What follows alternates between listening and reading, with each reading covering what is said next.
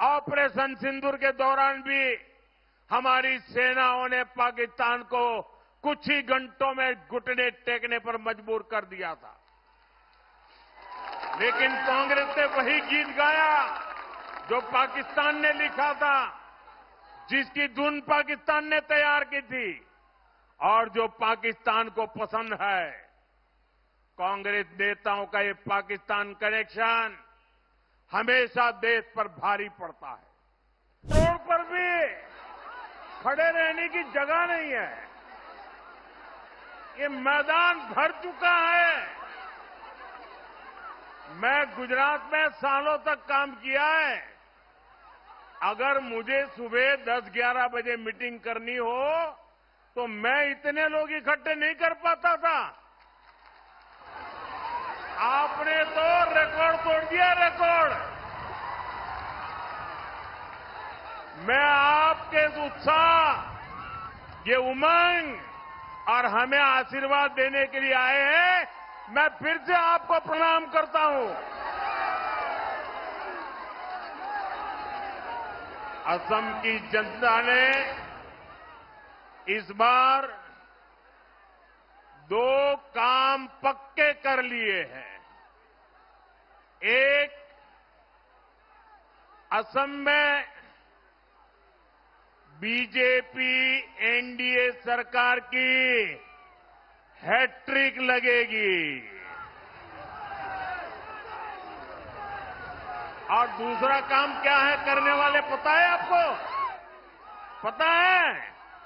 मैं बताता हूं।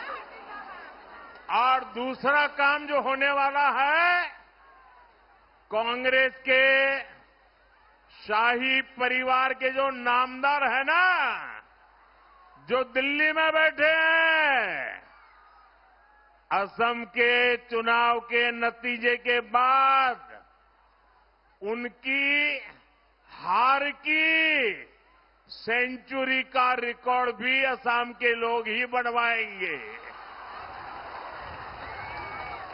तो बीजेपी की हैट्रिक और शाही परिवार के नामदार की पराजय की सेंचुरी आज बारपेटा का जनसलाब एक ही घोषणा कर रहा है। आपको ये बार, आपको ये बार, आपको ये बार, आपको ये बार बीजेपी सरकार, आपको ये बार एनडीए सरकार। साथियों, आज भारतीय जनता पार्टी का स्थापना दिवस भी है। 6 अप्रैल आज भाजपा का स्थापना दिवस है। मैं देश और दुनिया में भाजपा परिवार से जुड़े सभी लोगों का, सभी कार्यकर्ताओं का अभिनंदन करता हूं, अपनी शुभकामनाएं देता हूं। राष्ट्र प्रथम के मंत्र के साथ हम सभी मां भारती की सेवा में जुटे हुए हैं। हमारा संकल्प देश को विकसित बनाना है, हिंदुस्तान को आत्मनिर्भर बनाना है और इसी संकल्प के साथ इस चुनाव में भी भाजपा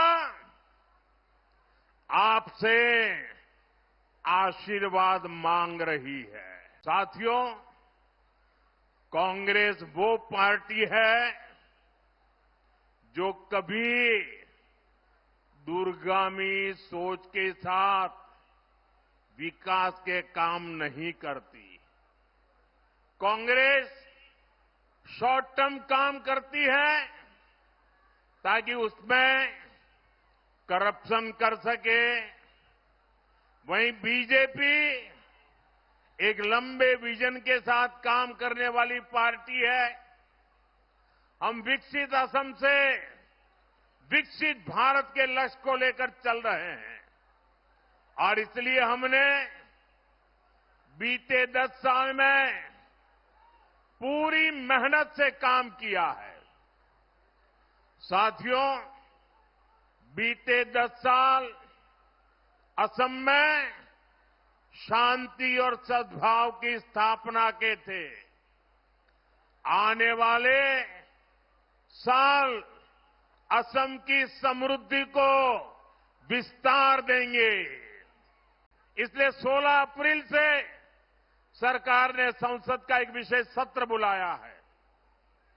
साथियों, हमने देश की सभी पार्टियों से इसको लेकर चर्चा की है।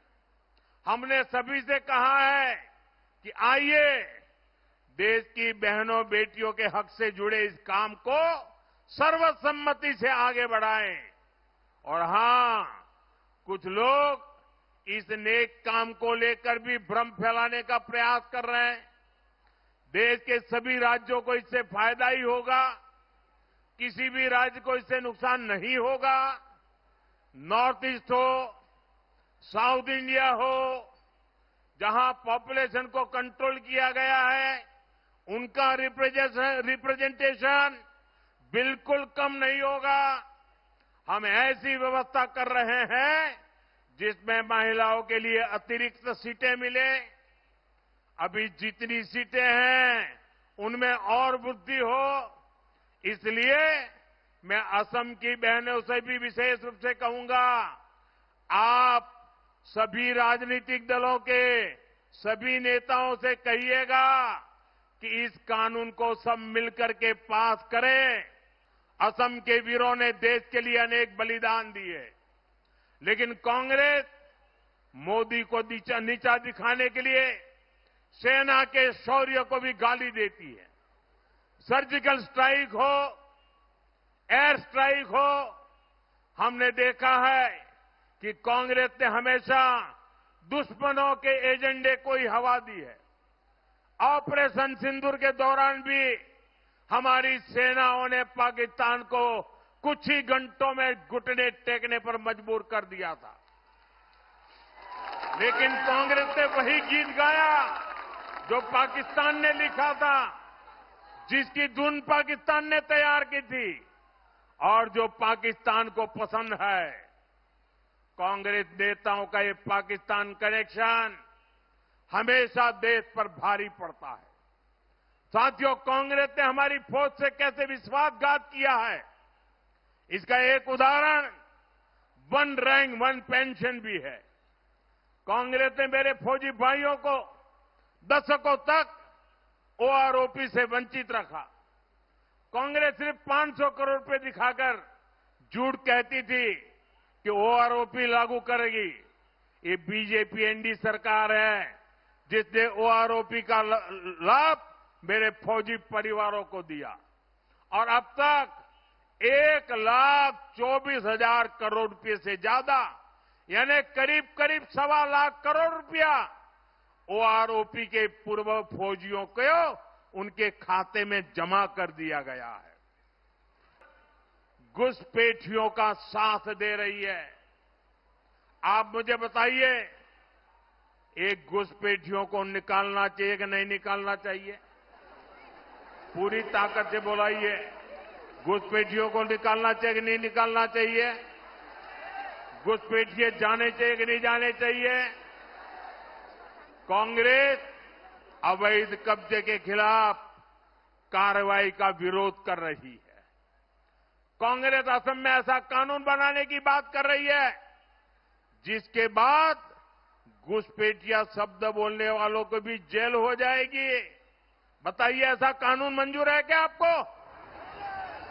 कांग्रेस कानून में ही घुसपैठियों को पीड़ित घोषित कर देगी और यहां की जो बहुसंख्यक मूल संतानें हैं, जनजातियां हैं, उन पर हमेशा जेल का खतरा मंडराता होगा।